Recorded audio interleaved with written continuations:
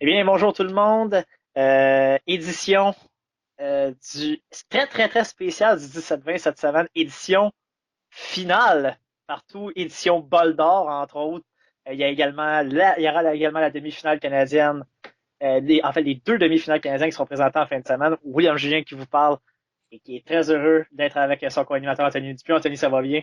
Bonjour William, bonjour tout le monde. Alors, encore, on, on est content d'être rendu au bol d'or, mais aussi, ça va être plate parce que ça veut dire que ça achève. C'est. Eh oui, on est rendu là. Écoute, il y a de la neige partout à terre. C'est le temps de gagner des bols d'or, là. Ouais, on l'a vu exactement. Pour ceux qui l'ont pas vu, là, sur notre page Facebook, Edouard Monpetit, qui fait tout en son possible parce que on va en parler tantôt, mais je pense qu'il y a eu une surprise en Division 2, mais je veux pas voler le punch immédiatement. Si on y allait en partant en Division 1, Knoxville, intouchable, Écoute, quelle victoire massacrante contre le Vieux-Montréal. c'est pas pour dire quand tu commences la saison à 0-3 puis que tu que tu réussis à rentrer en série en feu puis que tu détrônes les numéros 2 et 1 back-à-back pour t'en aller au bol d'or. On peut dire que ça va bien du côté de Lennoxville. On a battu le CVM 31-2. Et ça avait fini 54-0 en faveur du CVM lors du premier match de la saison. Alors, les temps ont changé entre le premier match de la saison, C'est le 24 août dernier, et ce match de demi-finale. Écoute, ton ami Max Dupuis a fait tout un travail pour cette défensive. Arnaud Desjardins a même pas 100 verges par la passe. Faut le faire, là. avec 10 en 22, 86 verges, une interception, pas de passe de toucher. Qu'est-ce qui Moins s'est passé? 17 par la course. Il y a moins 17 verges au sol, lui qui courait bien aussi quand même. Alors, on l'a complètement muselé. Je pense que c'était ça la clé. C'était leur joueur étoile. Et Malik Maïga également. Deux réceptions pour 27 verges seulement. Kalenga Moganda, 21 portées sans verges. C'est correct, mais écoute, on est habitué d'avoir plus de ça du Montréal. Chapeau à Lennox qui s'en va au bol d'or avec une fiche de 4 et 5. Je me rappelle pas d'une équipe qui était allée au bol d'or avec une fiche négative là, la dernière fois en Division 1. Je m'en rappelle pas. En tout cas, moi, je peux te dire une chose, ils se sont ressaisis durant la saison, puis là, ils sont en feu, parce que là, wow! Quelle fin de En fait, au saison! bon moment. Quelle fin de saison!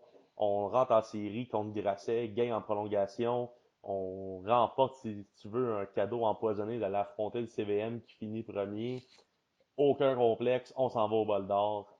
Wow! C'est le comeback, là, vraiment.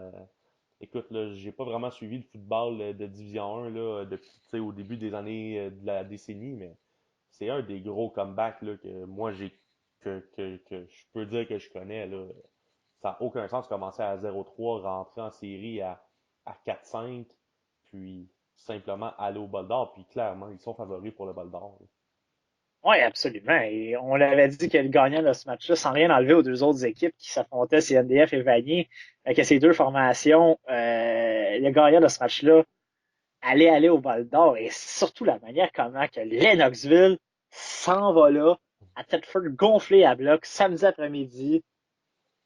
Absolument. Écoute, C'est incroyable. écoute, Edouard Wanadi, quel match! 32 portées, 173 verges, un touché.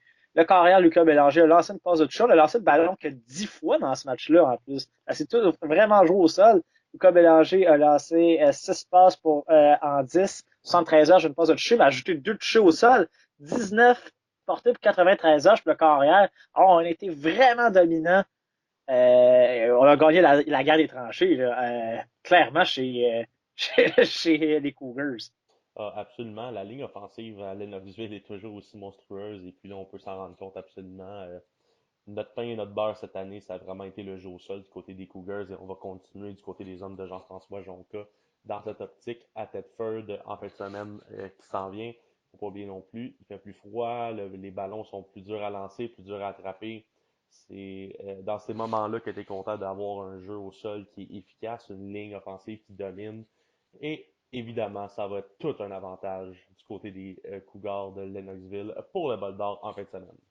Et je regarde une facette qui est très, très, très importante. Les unités spéciales. Ben McDonald, le batteur de dégagement, a carrément gagné la bagarre du positionnement sur le terrain dans ce match-là, avec des moyennes de 59,3, verges par Botté contre 41,1 de l'autre côté. On a une différence de 18 verges, là. Un peu plus de 18 verges. C'est énorme, là, quand tu te dis 18 verges, c'est presque deux premiers essais à aller chercher, là.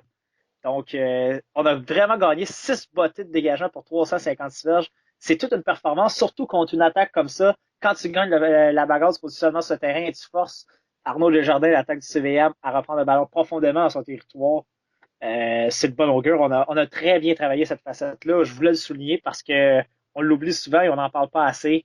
Les unités spéciales ont été très bons pour les Cougars. Ah oui, absolument. Puis ça fait toute une différence. Tu sais, justement, tu parlais d'une différence de 18 verges par bottée. Déjà là, tu sais que même si ton offensive va pas gagner de premier jeu, tu viens de regagner 18 verges, voire 20 verges de positionnement sur le terrain sur l'autre C'est équipe. 18 verges de moins que tu donnes à Arnaud Desjardins là, pour installer son attaque. Donc, chapeau, honnêtement. Cougars qui ont été excellents sur toutes les facettes du jeu. Écoute, un petit toucher de sûreté dans cette portée. On peut dire que c'est un match parfait là, du côté des Cougars. Parfait, peut-être pas, là, parce que je regarde les statistiques, on aurait pu lancer le ballon beaucoup plus, on aurait pu distribuer le ballon à Pas en l'équipe. défense. Écoute, en défensive, on n'a absolument rien à se reprocher, mais absolument, c'est l'équipe à battre, puis c'est incroyable de voir qu'ils en sont rendus là après le début de saison. Nous, on avait dit au début de l'année que Lennox c'était pour finir dans le top 3, top 4 avec Grasset puis le CVM. Puis Et là, après 3 semaines, on se demandait s'il ferait une série. écoute, on les avait sortis des séries à la quatrième semaine. On se disait, bon, ben c'est terminé. Écoute, c'est la fin de la dynastie. Puis faut croire que c'était juste un faux pas. Puis on s'est replacé un peu comme les Carabins, si on veut. Ouais, on va en parler plus tard d'ailleurs des Carabins, mais quelle victoire de Lennoxville qui s'en va, j'ai envie de le dire, et sans gêne, au bol d'or avec du momentum Oh oui, incroyable. oh oui, aucun Et doute là-dessus. donc, dans la deuxième demi-finale, il y avait c'était Vanier qui recevait CNDF. Vanier qui avait quand même terminé seulement au cinquième rang, eux avec une fiche de 5 et 4, contre CNDF, une autre équipe qui était entrée en série par la porte d'en arrière avec une fiche de 4 et 5. Vanier également, un match un peu facile de ce côté-là. Je pense qu'on va manquer de juste du côté des hommes de coach Dion, du côté du CNDF. C'est déjà une très, très, très bonne nouvelle parce qu'on voyait vraiment CNDF cette année. On disait que c'est peut-être leur moins bonne année. On les voyait batailler.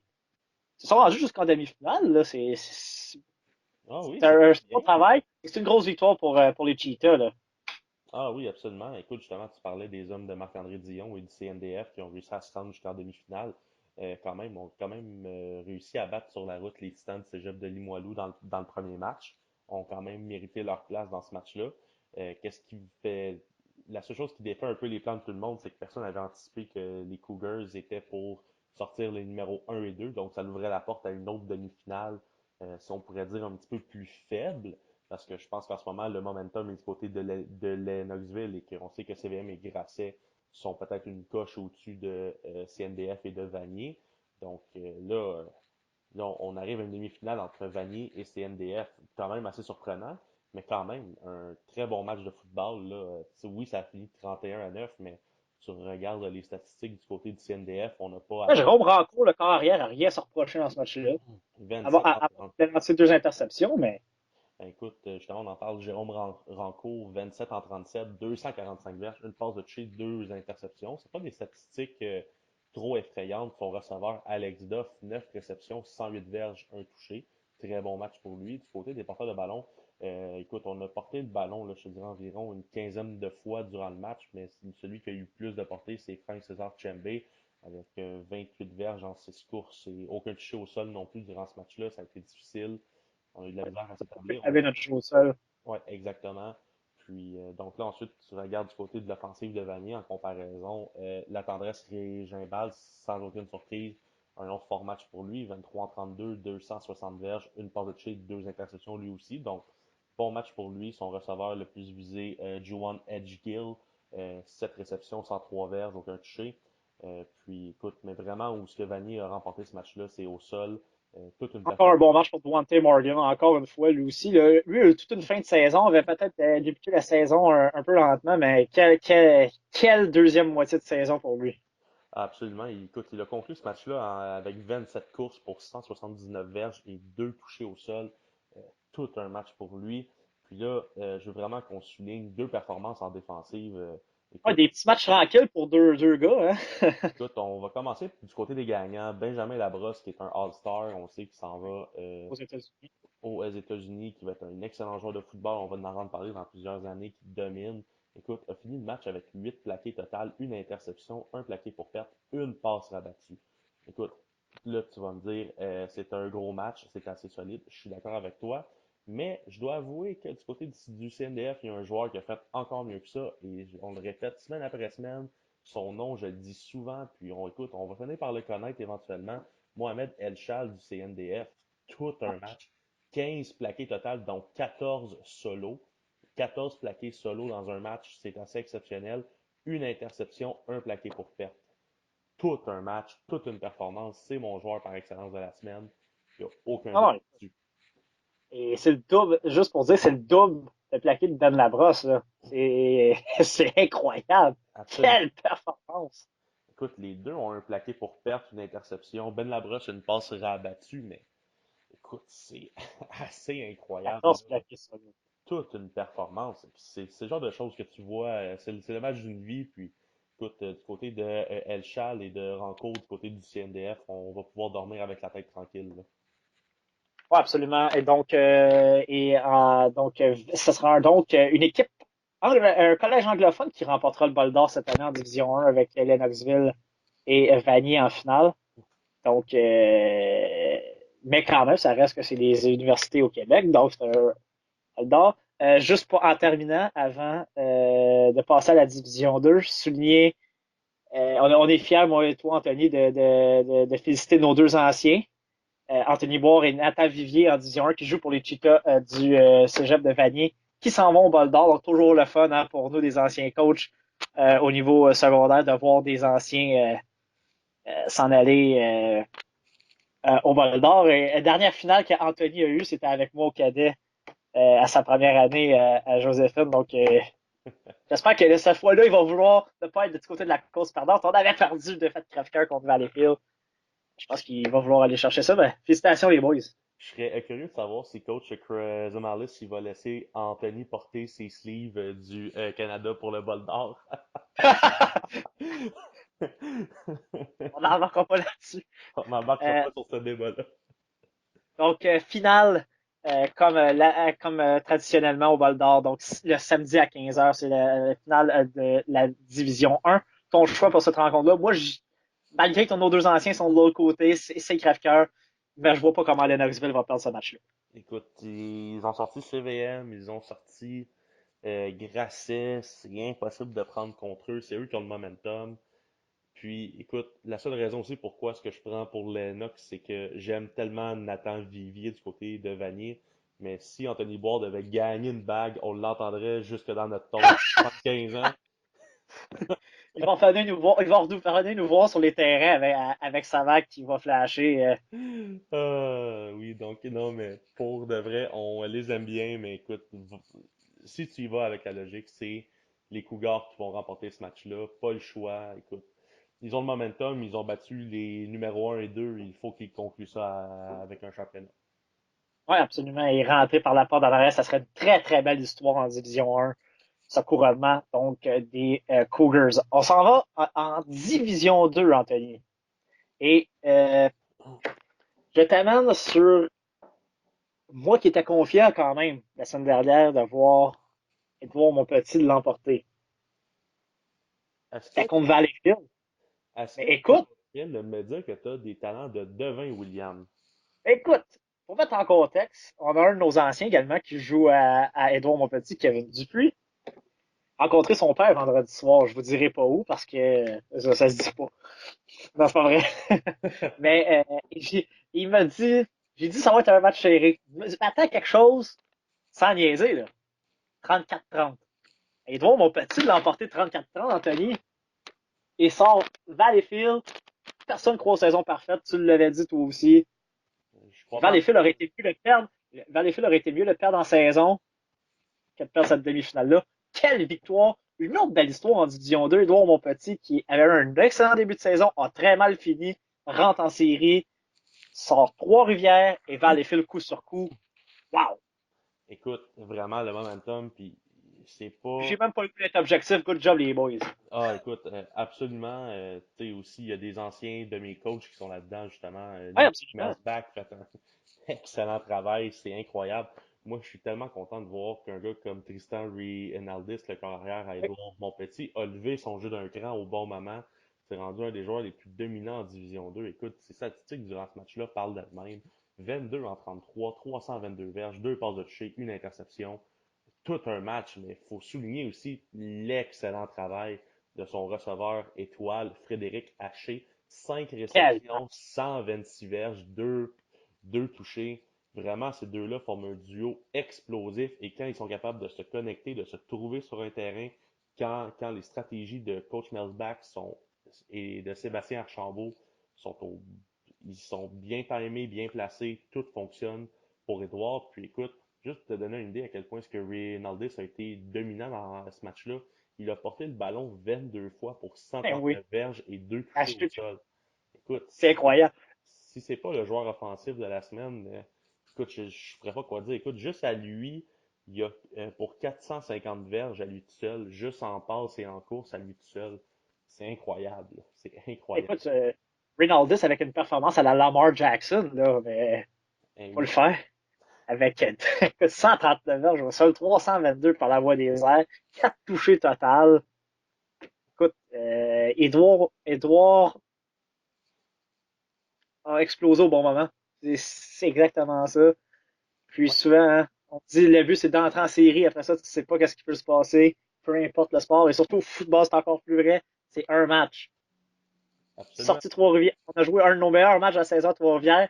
Et là, on va sortir Valleyfield à Valleyfield. Mais tu nous dis que, selon ce que tu as su, Valleyfield se fait quand même refuser deux touchés dans le match. Est-ce que tu nous Oui, dis c'est hors ça. donc? Bon, ben, suite à des pénalités, dans le fond, j'ai lu un article justement là, du Cégep par rapport à ce match-là. Puis dans le fond, qu'est-ce que l'entraîneur Pat Nadeau était en train de nous dire dans cet extrait-là, c'était que dans le fond, je pense que Valleyfield aurait mérité de remporter ce match-là. Mais dans le fond, il y a eu deux touchés qui ont été refusés suite à des pénalités durant le match. Donc, si on rajouterait ce 14 points-là, parce que dans le fond, c'est des points qui ont été laissés, puisque soit ils ont manqué de field goal ou c'était sur des quatrièmes essais aussi.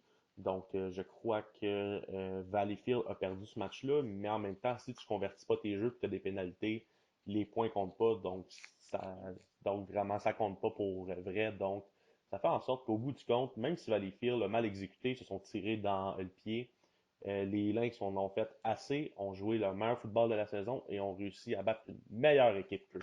Et ça fait que les Lynx du CEM, notre ancien collège, s'en vont au Yes! bol d'or. Ouais, écoute, il est très content pour les boys.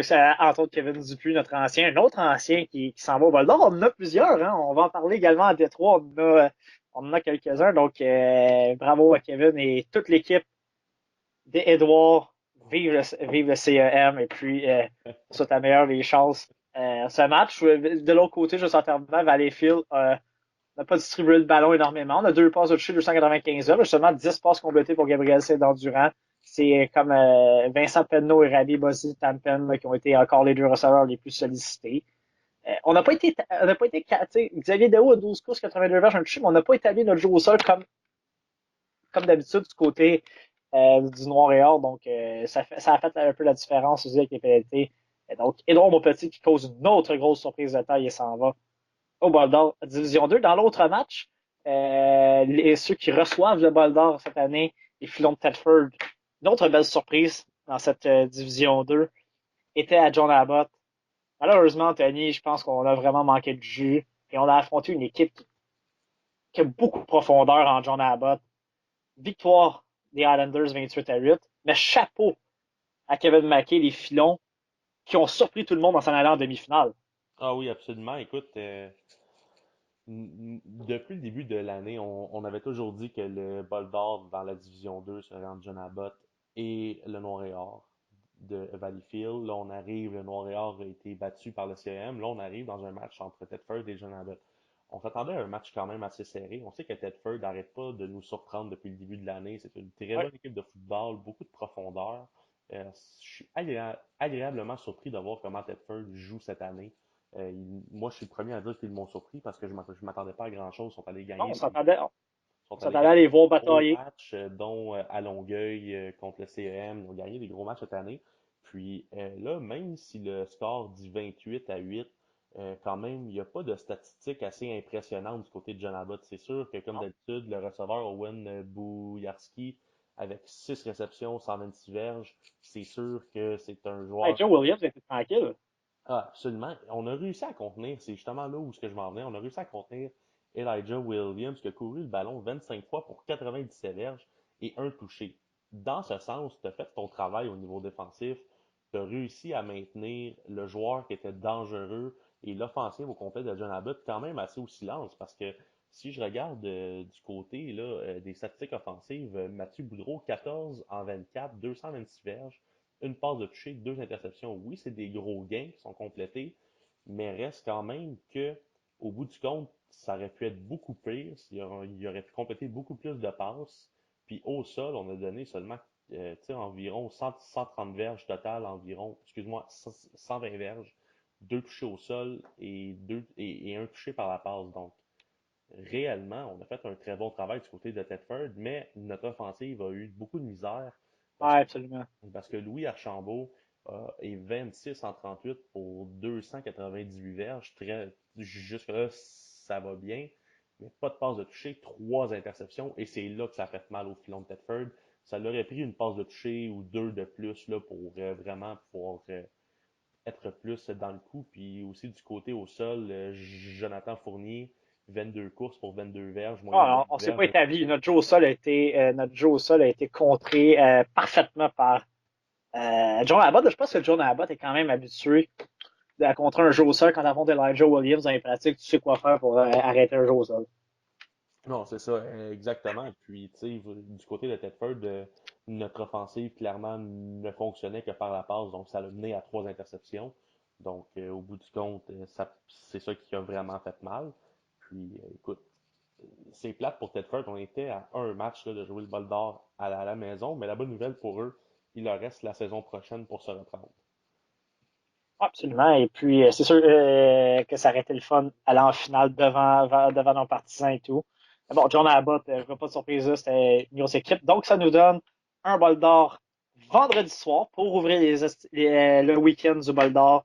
Comme à l'habitude, le traditionnel match de D2. Edouard, mon petit adjoint Abbott.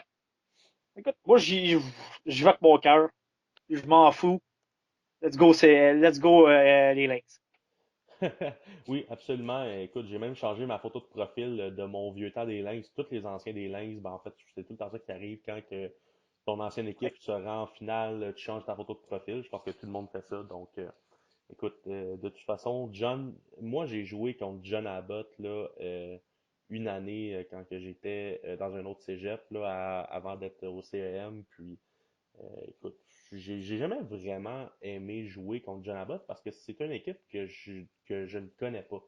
Tu sais, je peux pas dire que John Abbott sont dans le West Island, on vient de la rive sud, c'est pas un cégep qui est très présent au niveau de la rive sud, tout, puisqu'on c'est très francophone aussi. Donc, je peux pas dire qu'on les connaît vraiment, mais CEM, ça me parle, c'est mon équipe, je viens de là. Donc, go CEM. Ouais, let's go. Mais on serait pas surpris d'arriver la semaine prochaine et de dire que les Islanders ont gagné le bol d'or. C'est une bonne équipe de football, honnêtement. Ah non, On non, y va, on y va vraiment avec notre cœur. Et je pense qu'Edouard est capable, un peu comme le Knoxville, a du momentum ouais, dans ces séries-là. Donc, absolument. Il va falloir qu'on réussisse à arrêter les deux, ben, en fait, le trio qui est le corps arrière, le premier receveur et Elijah Williams, parce que si ah, les Lynx sont pas capables de les contenir, ça peut faire mal, parce que justement, comme on a pu voir, Boudreau, Bujarski et Williams, c'est un méchant trio. exactement, parce que si tu réussis à contenir Mathieu Boudreau et Bouillarski, justement, ben là, c'est Williams qui va te faire mal. Si tu réussis à contenir Williams, ben là, c'est Bouillarski puis Boudreau qui vont te faire mal. Donc, ça prend une excellente défensive. Puis j'ai envie de dire la même chose du côté à John Abbott. Faut que, justement, faut que Frédéric Haché soit surveillé durant ce match-là, puis qu'on réussisse à contenir Tristan Rinaldis dans sa pochette parce que sinon, ça va faire mal. Absolument. Donc, voilà pour la D2. On s'en va en D3. Chicoutimi qui avait surpris, quand même, avait été chercher une grosse victoire l'honneur de s'en aller à Saint-Hyacinthe pour la demi-finale. Ils ont quand même marqué 29 points, je suis 29 points contre Saint-Hyacinthe passé. Victoire des Lauréats 51-29. Sans mon bol d'or. Ils n'ont pas eu à affronter Jonquière cette année, donc sans mon bol d'or. Il n'y a pas de surprise là. Ouais. Puis écoute, puis moi je vais te dire, c'est pas compliqué. Les Cougars ont réussi au niveau offensif à mettre de la pression sur la défensive. On a quand même marqué 29 points. Il n'y a pas beaucoup d'équipes, Ouais. à part les Triades cette année, qui peuvent se vanter d'avoir mis 30 points là, à Saint-Hyacinthe cette année. Puis où est-ce que on a perdu le match du côté de Chicoutimi, c'est sur les retours de beauté de dégagement. David Amani a marqué 2 touchés sur des Ouais. retours de beauté de dégagement. Et c'est qu'est-ce qui a fait mal? Parce que je regarde les statistiques du côté de l'offensive. Vincent Boyer, 10 en 25, 128 verges, une passe de toucher. C'est correct, ça pourrait être beaucoup plus, mais c'est quand même correct. Puis là, ensuite, je vais du côté du jeu au sol. Puis, tu sais, le plus Parce de que si on passes. prend les Parce que si on prend les touchés offensifs dans ce match-là, Anthony, c'est 5 touchés offensifs pour les Cougars et 3 pour les Lauréats. Donc, l'offensive de Chicoutimi était meilleure que celle de Saint-Hyacinthe dans ce match-là. Comme tu dis, et on le répète, les unités spéciales, c'est une facette importante. Et quand tu donnes 2 touchés, ça peut changer un match complètement. Ah oui, absolument. Puis écoute, aussi, il faut quand même que je mentionne aussi un toucher défensif du côté Ouais, des aussi. Lauréats, Alexis Massé avec un pick six. Écoute, dans ce match-là, définitivement, l'offensive a de la difficulté. Puis on marque 51 points parce qu'en théorie, on a 21 points marqués par les unités spéciales et par justement Merci. et la défensive. Donc vraiment, il va falloir qu'on améliore ça, il va falloir que ce soit mieux. Mais j'ai confiance en cette offensive. Moi, en tout cas, j'ai confiance que cette équipe-là, c'est la seule équipe capable de battre les Gaillards de Jonquière. L'année passée, on est arrivé à un point court en demi-finale. Puis là, chez Chicoutimi, quand même, vraiment surprenant. Là, les hommes de Nick Menacci, là, si, Absolument, chapeau. Belle si, saison. ouais, si les unités spéciales, là, il manquait juste un petit quelque chose, là, On a un match serré. ouais, absolument, puis ça aurait pu être tout un upset, là. Oh oui, non, écoute, là, on parlerait à Nick Benacci présentement, je pense qu'il nous dirait très fier de mon offensive.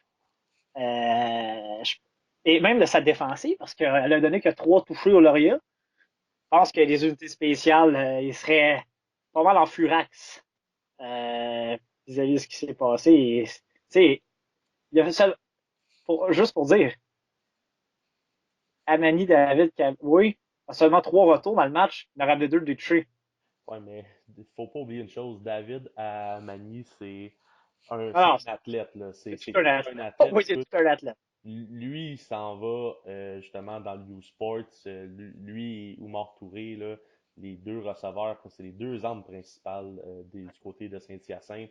Ces deux gars-là, c'est Est-ce que David Amani a connu à quelque part? Je sais que Touré rasé à Sherbrooke. Est-ce que David, écoute, c'est je quoi? pourrais lui demander, je suis pas au courant là, c'est quoi ses plans, mais en tout cas, s'il y a les notes pour y aller, il va pouvoir aller jouer où il veut. Tout un potentiel de ce côté-là. Puis, du côté de la défensive aussi, là, je regarde du côté des statistiques de la défensive de Saint-Hyacinthe, Alexis Grégoire, qui est à sa dernière année. Écoute, 7 plaqués, une passe abattue, très bon match pour lui aussi. Donc, pour Saint-Hyacinthe, ça n'a pas nécessairement été facile malgré le score de 51 points à 29. Beaucoup de travail à faire du côté de l'offensive parce que oui, on est capable de faire 21 points, mais je regarde les statistiques puis je me dis qu'on, tu sais, parce que moi je les connais, ces joueurs-là sont capables d'en faire beaucoup plus que ça, là. Oui, absolument. Et tu connais Seb Deschamps aussi, donc je pense qu'il sera pas fier de ça. Je pense qu'il va vouloir s'amener au bol d'or avec beaucoup de confiance. Et d'après moi, il va préparer quelques petites surprises aux Gaillards dans cette finale-là. Ah, Et absolument. C'est la rivalité de la Division 2 dans le sens que Jonquière et Saint-Hyacinthe se sont affrontés une fois par année dans les 3 dernières années. Et il y a 2 ans, c'était au Bol d'Or, victoire de Saint-Hyacinthe. L'année dernière, c'est en demi-finale qui a été remportée au quatrième quart par Jonquière de justesse par un point. Puis là, cette année, on se retrouve au Bol d'Or encore. Donc, on peut vraiment dire Et que Je pense que Seb Deschamps était là il y a 3 ans aussi, hein, avec les Cavaliers, lorsqu'ils avaient joué contre Jonquière, justement, en finale à Saint-Jean. Euh, ouais, On Ouais, ça parle d'or avant. oui, exactement. Donc, Il est habitué, il les connaît. ouais, non, c'est ça. Donc, écoute, il y a une belle rivalité de ce côté-là. Puis, justement, on pourrait en parler de Jonquière, le match contre Annecy. Leur match le plus serré de la saison Ouais, pour donc, les Gaillards. victoire. 25-10 la victoire contre Annecy. Est-ce que tu avais choisi Annecy pour gagner ce match-là? Oui, je crois que oui, j'avais été avec Onsic, mais avoir su que le corps arrière était pour pas venir jouer, j'aurais peut-être. Ouch!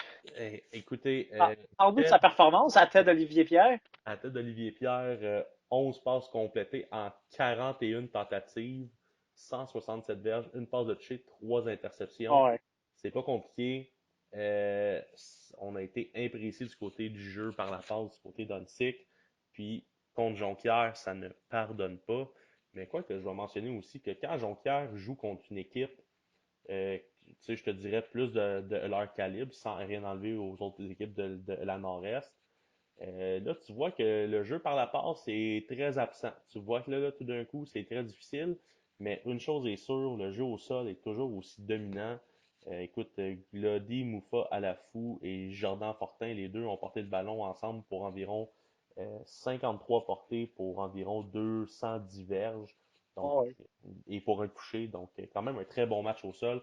On a une bonne ligne offensive, on a des bons porteurs, on les utilise et ça, c'est la force des Gaillards. Il va falloir que la défensive des Lauréats la semaine prochaine arrête le jeu au sol. Ils ont Surtout Alexis qu'en Lacroix. plus, Chicoutimi a très bien joué au sol contre Saint-Hyacinthe, donc il va falloir encore plus se méfier de Jonquière. Ah oui, absolument. Là, ça devient primordial pour Jonquière. Écoute, ça va être tout un match. J'ai juste ça à dire, ça va être tout un match. Ouais, donc bonne performance en défensive du côté d'Antic pour Jeffrey George Parker, Ouais, Anthony. ouais, et Brandon Poulain-Marquez Ouais, aussi. Les deux ensemble ont 10 plaqués, des plaqués pour perte aussi. Donc, eux ont eu une bonne soirée de travail. Puis aussi, juste pour mentionner, là, du côté de la défensive, des gaillards du cégep de Jonquière, Gabriel Tremblay avec 6,5 plaqués, un sac du corps et 4 plaqués pour perdre. ah Donc, ouais. très bon match pour lui, là. Il a fait mal à l'offensive d'Antic, donc qui s'est pas présenté pour ce match-là. Ça reste un score serré, seulement deux possessions. De toute façon, c'est ce qu'on s'attendait quand même. On s'attendait pas à un carnage pour une et l'autre des équipes. Donc, ça donne Jonquière qui défend son titre d'ailleurs Contre euh, Saint-Hyacinthe, en finale contre Saint-Hyacinthe. La réplique de la grosse demi-finale dans la neige l'année dernière. On s'en va à Thetford. Il devrait neiger aussi à Thetford encore plus qu'ici. et aussi, c'est aussi une vengeance pour Jonquière pour le bal d'or qu'ils ont perdu il y a 2 ans contre Saint-Hyacinthe. Ouais, et c'est le match, comme d'habitude, Division 3, le samedi soir. Il va faire fret, comme il dirait à Thetford. 20h, Jonquière contre Saint-Hyacinthe. Ta prédiction pour ce match-là. Écoute, je peux pas y aller contre Saint-Hyacinthe. J'ai pas le choix d'y aller pour Saint-Hyacinthe. Il y a juste une chose qui m'inquiète un peu, c'est qu'il va faire froid, il va être tard le soir, il va vanter Ah, qu'il va faire Jonquière sont froid. habitués de jouer dans le froid, ça c'est sûr.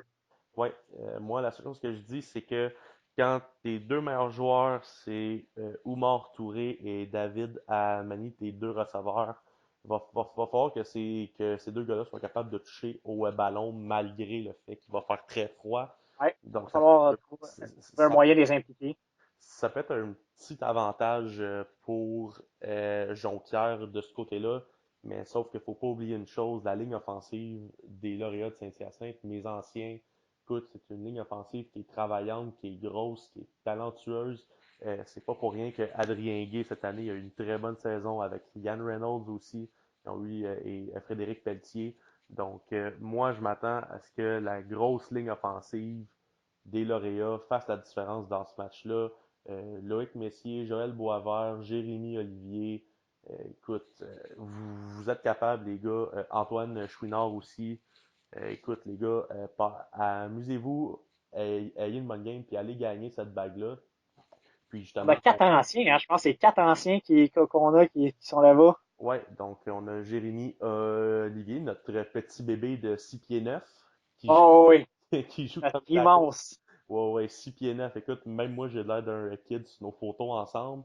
Louis-Philippe Mallet avec Nathan McPhee et Jeff Gordon aussi, mais il pilote pas de voiture, lui, par contre. Non, c'est ça. Mais il est plus dangereux que l'autre, par exemple. Oui, en effet. Donc, on souhaite bonne chance. On a 7 anciens au bol d'or dans les 3 divisions. C'est le fun de voir ça. Donc, bonne chance à tous les gars.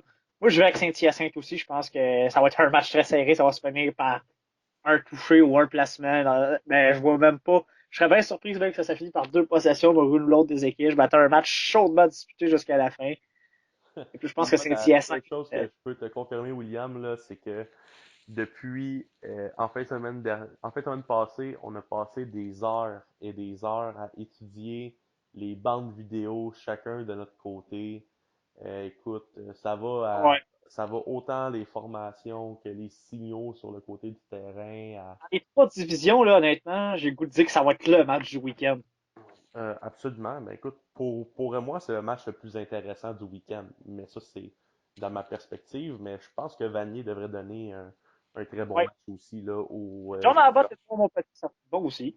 Il Oui, devrait. effectivement. Je vois pas comment ça pourrait être un blowout pour une des deux équipes. Donc, Donc, pour ceux qui sont intéressés, week-end du Bol d'Or, qui débute vendredi soir avec le match de Division 1. C'est à Thetford. Je sais que c'est loin, mais si vous avez envie, je sais qu'il y a beaucoup d'amateurs de football, il y en a beaucoup qui nous écoutent et qui aiment ça. Donc, vous pouvez aller voir ça. C'est du mentionner aussi, je sais là, que pour les cégeps de Saint-Hyacinthe et de Édouard-Montpetit, on offre des services ouais, d'autobus voyageurs. Là, ça va dépendre du prix, mais c'est environ entre 20 et 30 dollars là, selon le cégep. Donc, si jamais vous voulez ça faire comprend l'entrée. Là. ouais, ça comprend l'entrée. Donc, vous arrivez au cégep, c'est départ du cégep dans l'après-midi et vous revenez là très tard dans la nuit. Donc, vous avez un aller-retour en transport avec un billet pour le match là, pour le bol d'or. Donc, je sais qu'à Saint-Hyacinthe et Édouard, vous vous renseignez auprès des responsables des sports là. Le départ est vendredi après-midi pour ces deux cégeps-là. Je crois qu'on en offre aussi ailleurs, mais je suis pas au courant par contre. Ouais, donc, informez-vous auprès des cégeps qui sont en finale. Et également, dans ce week-end du Bol d'Or, il y a 5 matchs. Il va y avoir 2 matchs intéressants au niveau juvénile, du très très bon football juvénile. On va en parler après la pause. Donc, avec ces finales du juvénile, mais également la Coupe d'Ansport qui avait lieu la fin de semaine dernière. On s'entendait à un match serré, ça n'a pas été ça. Écoute, on va en parler. On vous revient.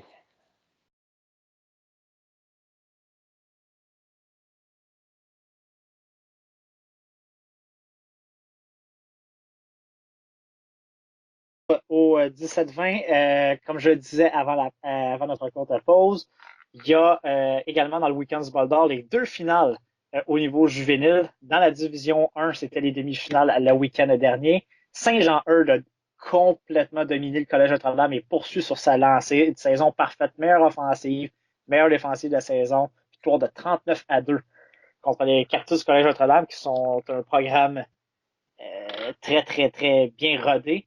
Et dans l'autre demi-finale, j'ai envie de le dire, parce que même si les deux équipes ont eu quand même des fiches similaires, Charlemagne qui va causer la surprise à Québec, victoire de 30-24 en prolongation contre le Séminaire Saint-François, qui était au bol d'or depuis des années. Alors, grosse victoire pour Charlemagne qui retourne au bol d'or. Donc, dimanche 13h, ce sera donc le match de clôture de ce week-end du bol d'or 2019 à Thetford. Le Collège Charlemagne affrontera Saint-Jean-Eudes. Ça devrait être un match et je pense que Saint-Jean-Eudes en principe, ne devrait pas échapper ce match-là. Je pense que ça va être un match serré, mais ils ont eu une saison phénoménale. Même pas 100 points de gagné, on en a marqué 325.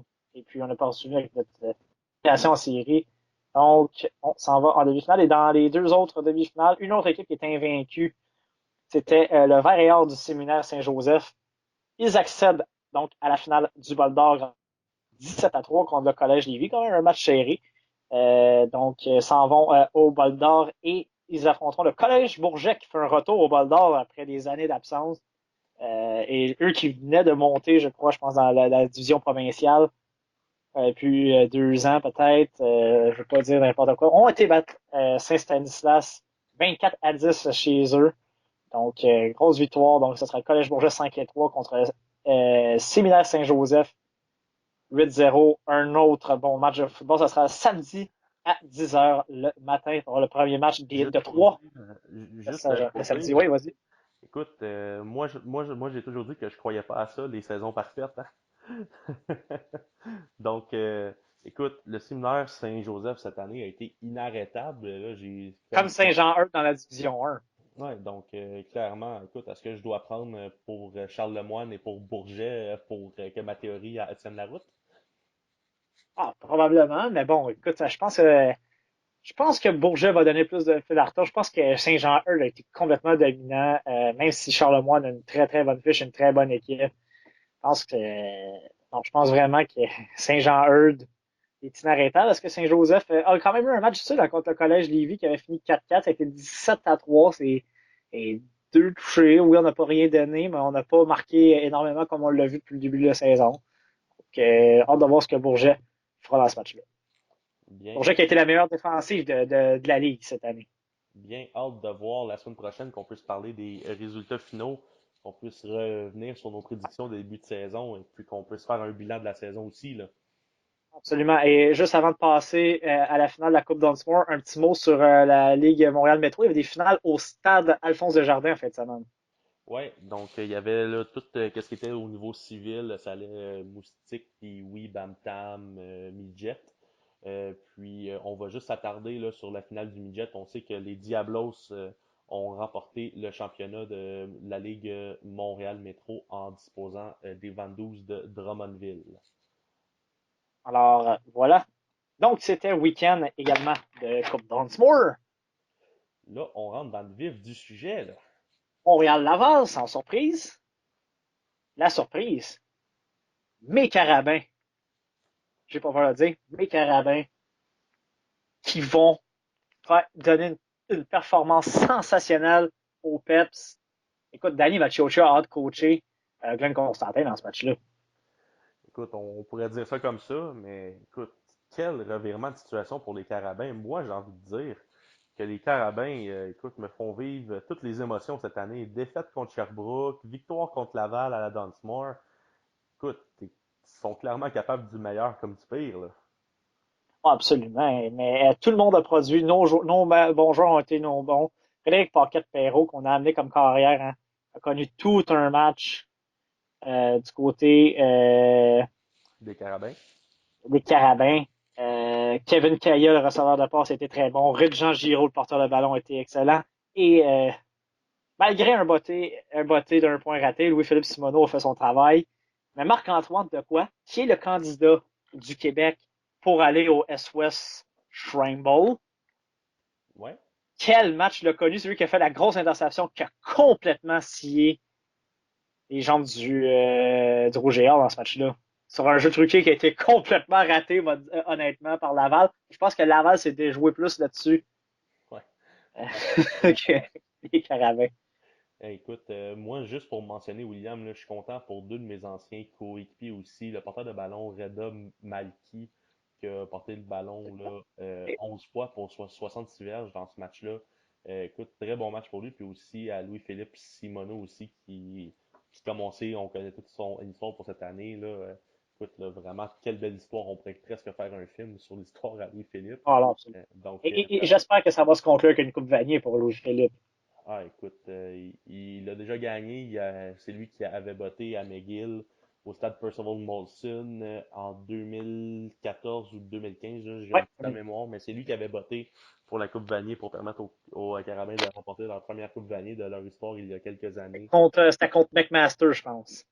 Ouais, donc s'il peut revivre ces moments-là, ce serait une belle façon pour lui de clore sa saison et son stage du niveau universitaire. Et je pense que Louis-Philippe a une assez bonne jambe pour se tailler une place là, dans la Ligue canadienne de football éventuellement.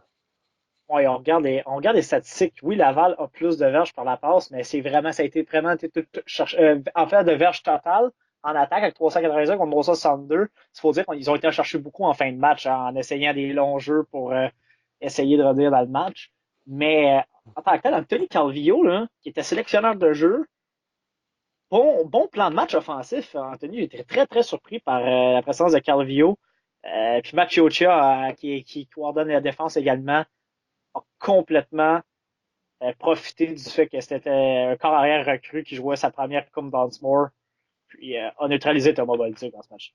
Ah oui, absolument. Puis moi, c'est que qu'est-ce que j'aime du choix des Carabins d'y aller avec Paquette Perrault comme corps arrière, c'est que, écoute, c'est pas des statistiques qui sont incroyables. 16 en 25, 203 verges, deux passes de toucher, mais perd pas le ballon. Fait pas de revirement. Non, Euh, absolument. Si on a à se débarrasser du ballon, c'est après deux essais, on va faire le botté de dégagement, garde les choses simples. Il ne passera pas le jeu inutilement. Non, c'est ça. Donc, vraiment, je pense que c'est pour ça que c'est lui qui est là à la place de Dimitri Morin. Je pense que Dimitri voulait en faire un peu trop. Donc là, ça faisait des revirements, on perdait le ballon, des erreurs. Puis, Paquette Pruneau, justement, excuse-moi, Perrault, lui, garde les choses simples, ne perd pas le ballon. Puis je regarde aussi aucun sac du corps durant le match sur Paquette Perrault. Ouais, absolument. Et a été très, très bon. La ligne à l'attaque des Carabins. Je sais que tu aimes ça parler des joueurs de la ligne à l'attaque. A été excellente Les dans ce gros match-là bonhommes pour protéger mobiles, son forts. carrière. Oui, absolument. Donc, une très, très bonne performance. Donc, on s'en va dans les Maritimes, puisque les Maritimes sont venus ici l'an dernier, à tous les 2 ans, en fait. Donc, on s'en va dans les Maritimes cette année. Donc, c'est Acadia qui a battu Bishop. Ça, rien enlevé à Acadia. Parce que Montréal va gagner ce match-là. Là. Écoute, Quand est-ce la dernière fois qu'une équipe des Maritimes a surpris une équipe du Québec? Là? hey, hey, parle pas contre Bishop, parce que moi, j'aime juste mentionner que Bishop s'est rendu en finale de Non, je ne pas contre de Bishop, la... non, mais Bishop a été excellent. Et bravo à Shérif Nicolas, qui fait un excellent travail depuis qu'il est arrivé là, surtout sur le recrutement.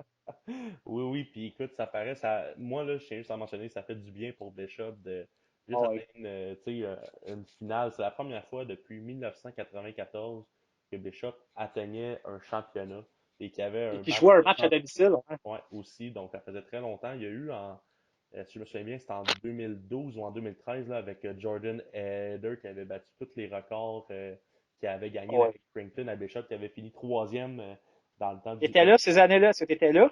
non, non, j'étais pas là. Moi, j'étais au cégep, mais quand même, Ah, c'est ça. c'était juste pour dire que Bishop, en 2013, avait battu Sherbrooke deux fois durant la saison, avait Ah, fini les séries. troisième, puis c'était Jordan Eder qui avait remporté le Egg Crington, qui est remis au meilleur joueur universitaire au pays.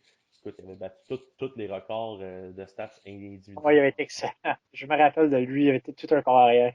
Donc, ça, c'était la... Un peu comme merci. même histoire que Troy Evans avec Concordia cette année, qui a remporté le titre de joueur par excellence, a eu toute une saison pour Ouais, les Stingers. ouais, Et d'ailleurs, là-dessus, on vous laisse en parler. Les deux recrues par excellence au niveau universitaire québécois, c'est des gars qui sortent de la Division 3. ouais, absolument. Puis écoute, Jérémy Murphy avec les Cavaliers s'est affronté l'an dernier ouais, lorsque tu ça va étais l'an dernier. Écoute, ça receveur de passe, recrue offensive. Belle connexion avec Vance. Et à côté de la défensive, c'est Jean-William Rouleau, un ancien du cégep de Rimouski ouais, en Détroit. un ancien Donc, de Team euh, Canada, si je me trompe pas aussi. ouais. Donc, moi, Donc, ce que je parle-nous dirais, de ça, là, qu'en Détroit, tout est possible, peu importe la division que tu joues. écoute, moi, depuis que je suis dans le football, ça fait une dizaine d'années, qu'il y a les divisions, tout le monde dit toujours que les divisions 3, il y a de moins bons athlètes, il y a de moins bons joueurs. Jusqu'à un certain point, moi, ce que je veux dire, la différence entre la division 3 puis la division 1, c'est la profondeur. Parce que tu peux avoir des athlètes incroyables qui sont en Détroit, puis j'en ai vu passer à Saint-Hyacinthe, un gars qui s'appelle Jonathan Dubois, qui est un speed, qui était un edge rusher. C'était incroyable comment il était bon. Écoute, c'est des gars qui ont leur place en D1, mais c'est des gars qui sont en D3 pour le programme, pour différentes raisons, pour la distance, des choses comme ça. Puis pour Jean-William Rouleau, lui, s'il est à Rimouski, c'est sûr que, bon, pour quoi aller à Québec quand tu peux rester chez vous aussi. Mais ça change pas non plus que c'est des gars qui ont fait Team Canada, qui ont fait Team Québec. C'est des gars, oui, jusqu'à un certain point, la D3 va être moins forte au niveau profondeur, mais tu as des athlètes quand Ah même ouais, qui font absolument. ça. Puis je donne un super bon exemple. Jérémy Murphy, l'an passé, quand on jouait contre les Cavaliers de Champlain, quand Champlain était à notre ligne de 2, alors ils mettent un receveur espacé seulement et c'est Murphy. Mais Murphy, là, c'est un grand receveur de 6 pieds 4, 6 pieds 5, puis il est imposant. Il doit peser un bon 2,20 là, facilement. Puis Tu peux pas Les laisser. ballons qu'on dit 50-50 avec Murphy, c'était 70-30, là. Ah, écoute, plus. Donc, 80-20. donc, tu sais que ce gars-là, il est plus grand que tout le monde, il est talentueux, il est rapide, il a des mains. Donc, il fallait mettre un linebacker et un DB sur son isolation parce que tu peux pas le laisser en un contre un contre n'importe qui parce que c'est sûr qu'il va sortir de là avec le ballon. C'est pour Donc, ça que je disais que les 50-50 devenaient des exactement. 80-20. Et Donc, donc, là, tu es obligé de sortir un gars de la boîte à la ligne de deux pour aller absolument. couvrir Murphy parce que eux, c'est pas compliqué. C'était s'ils se mettent à un sur Murphy, on lance à Murphy. S'ils mettent deux sur Murphy, on court la balle avec la boîte qui est à notre avantage. C'est aussi simple que ça. Puis c'est l'avantage d'avoir un joueur comme Jeremy Murphy, c'est que tu peux te permettre de faire ça. Ouais, absolument. Et donc, c'est pour ça qu'on voulait le souligner parce qu'on a vu ça passer sur Facebook. Je pense que c'est Coach Pellerin qui a publié ça. On voulait voir que c'est peu importe le programme où tu joues, que ce soit peu importe la division, tu peux devenir un excellent athlète et un joueur très, très, très important. Puis d'ailleurs, les années où les Géants ont été longtemps en Division 2, beaucoup de bons joueurs qui sont sortis des Géants, qui ont joué universitaire. On commence par Luc Bradeur-Jourdain. Le premier des joueurs de la ligne offensive, il y en a eu plein qui sont sortis de la D2, qui ont eu des bonnes saisons Un en, ancien en- coach que j'ai eu aussi, qui avait joué au Carabin, Vincent de Selle aussi, qui venait de Saint-Jean, qui avait été ouais. pour les Carabins. Donc, ça veut rien dire, ça. Donc, comme tu dis, c'est plus au niveau de la profondeur que rendu en Division 3 que ça paraît. Dans les plus gros programmes en Division 3, comme les Jonquière et tout, ont un peu plus de profondeur et ça paraît sur les autres. Mais pour une équipe comme Rimouski, de voir un gars comme Jean-William Rouleau s'en aller là et avoir toute une carrière universitaire, un bon début, c'est bon pour le programme. Il y a des athlètes qui vont se dire, hey, finalement, la Division 3, c'est du bon calibre, c'est intéressant. On peut toujours espérer avoir une carrière au plus haut niveau avec ça. Et tu vois, à ces deux-là, des recrues par excellence, moi, je suis sûr que ça va sonner des cloches pour des jeunes qui veulent aller au cégep, mais qui veulent aller à l'université après. Rien n'est impossible. Ah non, absolument. Puis c'est sûr, une chose est sûre, là, tu vas en Division 3 là, t'es pas, je sais pas comment je pourrais dire ça, mais t'es pas du football compétitif nécessairement pour en faire une vie. T'es au cégep, t'es là pour étudier, t'es là pour te développer en tant qu'adulte, t'es un jeune adulte. Donc pour moi, le cégep, oui, c'est de l'élite, c'est du football parce que tu t'entraînes beaucoup, tu as beaucoup de pratique, il y a du vidéo, du conditionnement, ces choses-là. Donc ça, c'est parfait pour te développer, mais au bout du compte, tu peux pas être considéré vouloir faire ta vie du football tant que tu n'es pas à l'université. Puis je peux juste te dire une chose, si tu es pour aller en D1, puis bencher 2 ans, puis peut-être même pas jouer, tu es aussi bien d'aller en D3. Puis ça, il y a des jeunes qui comprennent pas ça. Puis il y a bien des jeunes qui vont dans des programmes en Division 1, puis qui vont jamais voir le terrain à part des teams. Puis ça, c'est pourquoi la Ouais, division 2, division 3 sont là. C'est parce qu'il y a, tu sais, on parle de comme recrutement aussi, mais tu sais, il y a des joueurs qui seraient mieux d'aller jouer dans des programmes de D2 ou de D3 qui sont en D1, mais qui voient pas le terrain, puis qu'en D3, ils seraient partants, puis qu'il y aurait plus de fun, parce que c'est toujours une question de profondeur, c'est pas une question de talent. Donc, ouais, absolument. Donc, c'est tout simplement ça. c'est très Puis, bien. et puis pour ceux qui n'ont jamais vu du football de Détroit, là, si vous allez voir un match entre les Triades et Onsic, là, vous allez voir que c'est du très bon football. Puis vous allez voir un match Ouais, entre Drummondville et Shawinigan, là, je vous garantis que vous allez voir que c'est du bon football aussi qui se joue là. C'est toujours une ouais, question de profondeur. C'est tout simplement ça. absolument. Parce que les entraîneurs en Division 3 et Division 1, oui, je peux comprendre que les entraîneurs en Division 1 ont plus d'expérience, mais il va rester quand même que c'est des gars qui ont de l'expérience, qui ont joué du gros football, qui ont suivi des formations avec des gars qui ont du gros football. Donc, c'est de l'élite. Puis, tant que tu n'es pas à l'université, tu devrais te concentrer pour pouvoir jouer au football et étudier dans quelque chose que tu aimes. That's it. Ouais, absolument. Et donc, juste pour revenir rapidement un petit mot sur les Alouettes avant, mais je vais y aller avant de nous quitter. Donc, Coupe UTEC, samedi 13h, Université Montréal à Acadia, qui est son champion des Maritimes. Et du côté de la Coupe Mitchell, les champions d'Ontario, McMaster qui a surpris Western en fin de semaine. Western qui avait une fiche parfaite, plus de victoires qu'une défaite, donc les saisons parfaites encore qui Ça n'existe s'arrêtent. pas. Ça Mais n'existe pas. McMaster aussi. McMaster et Western sont vraiment les deux programmes qui sont le mieux, les mieux rodés en Ouais, Ontario. Donc absolument. McMaster qui passe, c'est quand même une surprise parce qu'on ne les voyait pas là. Et les Dinos, évidemment une puissance dans l'Ouest qui reçoivent donc la Coupe Mitchell samedi à 15h. Petite finale entre Montréal et Calgary. Oh, moi, j'irais plus à une finale entre Montréal et McMaster.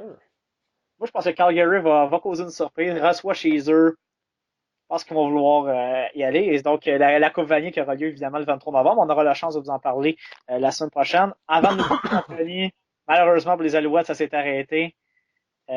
Trevor Harris a été incroyable au poste de carrière pour les Esquimaux en fin de 36 semaine. en 39, je crois, là, environ. Je- 37-29. Non, non, mais je parle à Harris, c'est 36 en 39. Oh ouais, là, écoute, Je crois, une là, affaire que écoute, quel match. c'est chirurgical. Puis je vais te dire une chose. J'ai pas aimé le plan de match de Bob Slowick en défense dans ce match-là. Ah, Aurait dû rapidement, j'étais d'accord avec Pierre Vercheval qui avait fait les mêmes commentaires avant le match. Fallait blitzer Trevor Harris.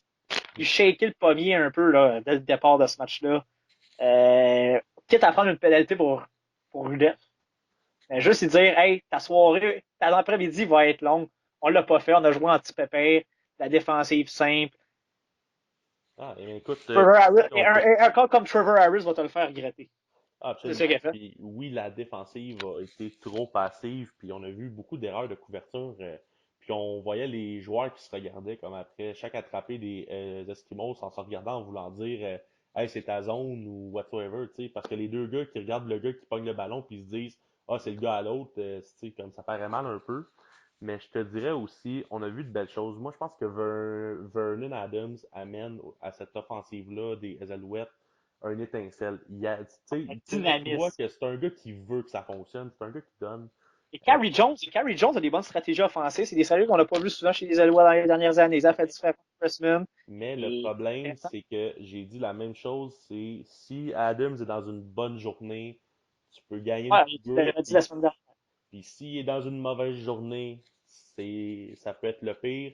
Puis je pense pas qu'Adams a eu un très bon match, a complété des bonnes passes, a fait des bons jeux, Sur mais les 3 interceptions, on a lancé 2 mauvaises. absolument. Puis Dont la deuxième, où il n'y là, avait personne dans il l'autre était zone, il a décidé de lancer là. il a lancé dans les bras du gars de Edmonton, puis nous, dans les estrades, tout le monde dans notre section, Ouais. en fait, où c'est qu'il lançait ça? Voyons donc. Mais écoute, moi, j'ai aimé les propos de Christian Matt, là, que ça a été passé partout sur Oh RDS. oui. Il Et puis, était-tu dans le mille, lui? écoute, s'il y a-tu pas quelqu'un qui se demande encore pourquoi les joueurs de ligne offensive, c'est des papas, écoute, c'est autant Sincèrement, pour c'est pas le plus bavard, mais quand il y a quelque chose à dire, c'est parce que c'est vrai, ça vient du cœur. ouais, C'est intéressant. Puis et Christian Hamas, c'est pas pour rien, c'est le capitaine de l'attaque. Là. Et puis, moi, le moment où Christian Matt a dit à Vernon Adams, they weren't expecting shit from us. Mon gars, ça vient tellement chercher de. Ah, absolument. Écoute, les Alouettes partent de tellement loin, puis d'avoir réussi à nous faire vivre cette As-tu saison-là. vu également aussi le discours de Coach Jones après le match? Non, j'ai pas eu la chance. L'émotion. Je l'ai mis sur mon Facebook. Écoute, ce gars-là a amené une vibe intéressante aux Alouettes de Montréal. Ça a parti par lui. Ça a parti par son charisme. On l'a vu, je sais pas si t'es arrivé très tôt au match dimanche. Carrie Jones, pendant la période d'échauffement, dansait. Avait de l'émotion, avait du fun avec les gars. C'est le fun de voir ça. On est loin d'un Jim Pop, d'un Mike Sherman, un Ouais. Mark Trestman qui était plus réservé. Mais Carrie Jones a amené un dynamisme intéressant. Je pense que tout le monde a embarqué. C'était le fun d'avoir le stade plein dimanche, je vais te dire, malgré la défaite. Et cette défaite-là, oui, elle est plate, mais elle est quand même remplie de positifs parce que pas beaucoup de monde les voyait en série, pas beaucoup de monde les voyait compétitionner. Puis surtout, ça Puis l'envoie le Vernon Adams, message. à part avec Vernon Adams, un bon corps arrière qu'on cherchait depuis des années, Carrie Jones, un entraîneur dynamique qu'on cherchait depuis le départ de Mark Trestman. Écoute, là, on est allé chercher deux positions importantes au football. Un entraîneur-chef qui est près de ses joueurs et un corps arrière. Et Et puis les Alouettes, leur défensive, elle est bonne. C'est juste que c'était des stratégies en fin de semaine parce qu'elle l'a prouvé comme des analystes disaient, on prendrait la tertiaire des Alouettes 100 fois avant celle de toutes les autres équipes dans la ligue. mhm. C'est juste qu'en fin de semaine, c'était le plan de match.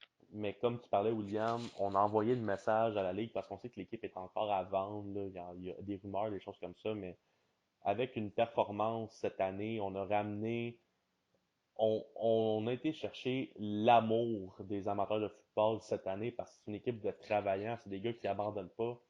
Puis on a réussi à prouver une chose, c'est que le football professionnel à Montréal, c'est pas mort, puis on a encore notre place dans le marché de la LCF à Montréal. Ah oui. Puis, Puis j'espère juste que plus jamais on va avoir des propriétaires qui vont laisser l'équipe s'éteindre comme ça, puis qu'on va jamais prendre les fans de sport et de football pour acquis, puis qu'on va toujours avoir du dynamisme comme ça dans notre équipe. Puis ça devrait être comme ça dans toutes les équipes de sport à Montréal, parce que le Canadien de Montréal, juste pour prendre exemple, là, se fout pas mal de ses partisans. un peu trop, ouais, mais on n'embarquera pas dans ce débat-là. Ah, Mais oui, c'est un bon exemple. C'était le fun, tu sais. L'ambiance était là. Et on s'est pas fait lessiver, là. C'était un match serré jusqu'à la fin. On croyait, on a dit, est-ce que les Alouettes vont nous ressortir leur magie encore en fin de match et puis aller, aller gagner ce match-là? Pas si très près, mais écoute, mais écoute, moi, Sean White, reste Sean White, de convaincu. l'autre côté, il tentait pas de botter de même à la fin quand il était à Montréal. Il bottait tout croche. Lui, il rendait Edmonton, il met tout entre les poteaux. Ah, écoute, moi, Sean White, qui est un ancien de Bishop en plus, écoute, Oui, c'est vrai. écoute, sur toutes les kick-offs qu'il faisait quand il était à Montréal, il était pas capable de botter le ballon dans la zone des buts. Sur un kick-off, il tombait toujours au 15, au 10. Puis là, depuis qu'il est à Edmonton, elle tombe au 5, à la ligne des buts des fois. Mon Dieu, tu sais, il a genre mis de la masse sur sa jambe depuis le temps. Mais écoute, mais moi, je reste convaincu que où ce que les Alouettes ont perdu ce match-là, écoute, c'est pas une flèche envers Adams nécessairement, mais quand Adams a évité le sac du score puis qu'il est sorti de la pochette puis qu'il y avait un receveur tout seul, il était sur une île déserte dans la zone des buts puis que Adams il a lobé par-dessus la tête là.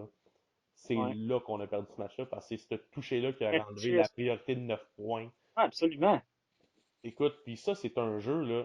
Là, tu mettais de la pression sur les Esquimaux à ce moment-là qui Écoute, commençaient tout seul. Écoute, il est Parce tout qu'Edmonton, seul. pour Edmonton, en deuxième demi, c'est zéro touché, là. C'est trois placements de Sean White. Ouais, mais c'est parce que malgré tout, on réussit toujours à garder une avance de deux possessions avec le 9 points. Puis où ce que on a manqué nos chances, c'est que quand Adams a manqué sa passe de toucher qui était tellement facile que le gars était tout Ouais. seul, on a dû se contenter d'un placement. Puis après ça, on a fait un revirement. Puis Adams a la chance d'aller mettre 3 points pour ramener le match à 6 points ou un toucher pour mettre ça à 2 points. Puis on fait un two and out puis on bat. Tu sais, c'est ces deux moments-là. C'est que quand c'était le moment de s'inscrire au tableau, on l'a pas fait. On a eu deux occasions pour le faire, on l'a pas fait. C'est ça qui nous a coûté le match. Ouais, la défensive s'est réveillée un peu trop tard dans ce match-là. On dirait que Bob Slowick a réalisé au quatrième quart que sa stratégie défensive ne marchait pas. Écoute, demande-moi pas une opinion sur Slowick. J'ai pas beaucoup de positifs à dire, mais la seule chose que je peux dire, par exemple, c'est qu'il semble quelqu'un qui a appris puis qui veut apprendre. Il Donc, veut apprendre. il veut apprendre. Donc, ça, c'est toujours bon, mais définitivement, là, dans cette ligue-là, à grosseur du terrain, il faut que tu mettes de la pression. Puis Slowick est clairement pas un fan de blitz et tout. Ah, c'est ça, parce Donc, que sur un terrain comme ça, tu peux pas couvrir tout le terrain, c'est difficile. Donc, faut que tu amènes beaucoup de pression. Et comme je disais, il fallait shaker le pommier à Trevor Harris très tôt dans le match. Et comme Pierre Vercheval le dit à la blague hier, j'ai trouvé ça très drôle. Il aurait fallu commencer à le blitzer quand il a sorti de l'autobus. moi, là, je m'attendrai jamais des commentaires de Pierre Vercheval, c'est divertissant. Ah oui, il est excellent. Alors, merci Anthony. Donc, on se souhaite du bon football en fin de semaine. On va vous revenir la semaine prochaine avec les résumés du bol d'or, les deux Coupe Mitchell, Coupe UTEC, et également donc un petit mot sur l'ensemble du football à travers le pays. Donc, bonne fin de semaine et à la semaine prochaine pour peut-être notre dernière. Oh non, Peut-être, pas déjà. il y a toujours un commencement, il y a toujours une fin malheureusement. Malheureusement. Donc, un gros merci, Will. Un gros merci à tout le monde. On se reparle la semaine prochaine.